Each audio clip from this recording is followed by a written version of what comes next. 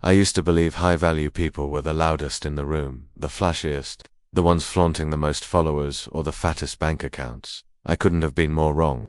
Just last month I met a guy at a coffee shop, quiet, low-key, wearing nothing but a plain black t-shirt, yet there was something about him, magnetic. People naturally drifted toward him. The barista lit up when he placed his order. Strangers randomly struck up conversations with him, and even I found myself sticking around, not wanting to leave his presence. That's when it clicked. I was seeing true high-value behavior in action, not the Instagram imitation, but the kind ancient philosophers wrote about, the kind that quietly earns respect and admiration without even trying. If you notice even just 3 of these traits in yourself, you're already playing the game at a level most people never reach. If you don't stay with me, because I'm going to break down exactly how you can build them, let's dive into what really defines high value. Here's a truth most people overlook about genuinely high-value individuals: they don't respond to the energy around them. They create it. They walk into a tense meeting and bring calm, step into a dull event and inject life, enter chaos, and they center it. This isn't about being forceful or loud. It's about emotional composure so strong, it shifts the entire room without effort. I learned this from watching my mentor manage a workplace crisis. While everyone else spiraled, he simply leaned back, took a slow breath, and said, "All right, let's figure this out step by step." His calm changed the atmosphere. Suddenly the room wasn't frantic, it was focused. The Stoics called this the discipline of desire, the ability to regulate your internal state so well that the outside world can't touch it. In everyday life, it looks like this. You don't get thrown off by someone's bad mood, you don't escalate arguments, and you don't fuel unnecessary drama. You become the one others rely on when things fall apart. Most people are emotional thermometers. They mirror their surroundings. High-value people, they're thermostats. They set the climate. In a world addicted to constant noise, the one who can master silence holds real power. High-value people get this. Every word they say either adds value or weakens it. There is no neutral. I watched this during a chaotic family argument. Everyone was shouting over each other except my uncle. He stayed quiet, just observing. Then, after 20 minutes of noise, he asked a single question: "What outcome do we actually want here?" Silence. Just like that, the conversation shifted. Marcus Aurelius once said, "Be like the rocky headland on which the waves constantly crash. It stands firm, and the seething waters are stilled around it." That's what silence can be. When you speak less, but with purpose, your words start to matter. People lean in when you talk because they know there's substance behind what you're saying. Low-value people create noise. High-value people create signal. They know attention is currency, and silence is how you earn it. This one's not intuitive, but hear me out.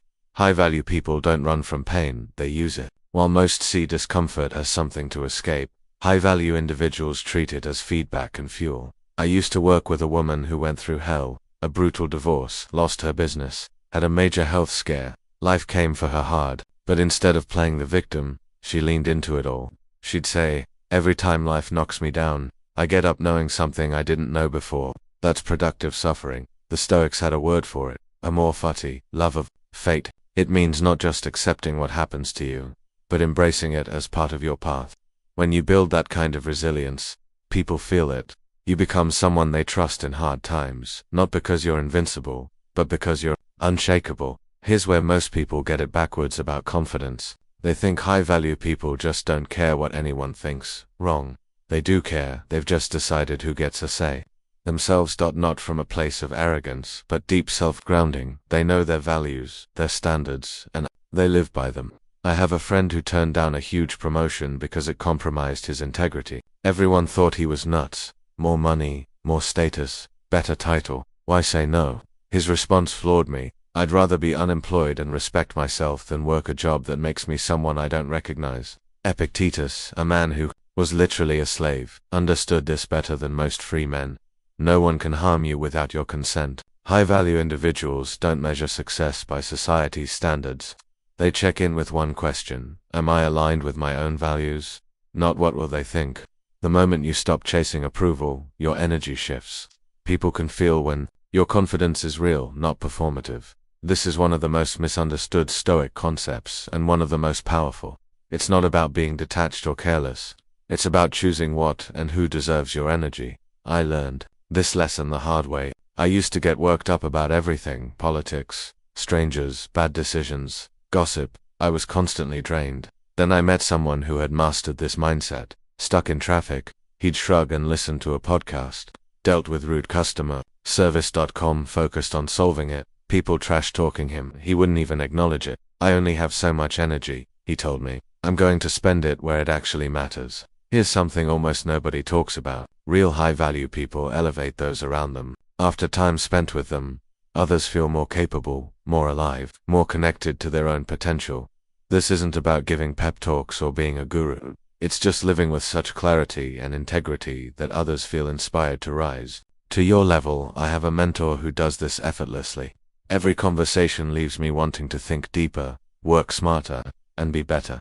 The Stoics believed in sympathia, that we're all interconnected, and our energy ripples outward. High-value people understand that influence is a responsibility. When you enter a room, do people sit up straighter? Do they feel more engaged, more alive? This isn't perfection, it's progress that inspires progress. This one's rare. So rare that most miss it when it shows up. True high-value individuals don't need to win. They've outgrown the desire to dominate, argue, or prove they're right. They focus on what's true and what works. I saw this play out in a business deal. While others were battling to push their ideas, one guy kept asking, what's actually best for everyone? He wasn't fighting to win, he was solving for value. Guess who they all wanted to work with afterward? The Stoics called this preferred indifference. Winning is nice, but not necessary. What matters is character, effort, and doing the right thing. When you stop trying to beat others, and focus on being better than who you were yesterday, you become unstoppable. Start small. Pick one trait, the one that hit hardest, and focus on it for the next 30 days. Don't try to overhaul everything overnight. The Stoics believed in slow, sustainable progress. If something in this video struck a chord, if it called you out or called you up, drop the word undeniable in the comments. And if you're building these traits day by day, say, on the path. This isn't just a comment section, it's a brotherhood. I'll be down there reading every single one.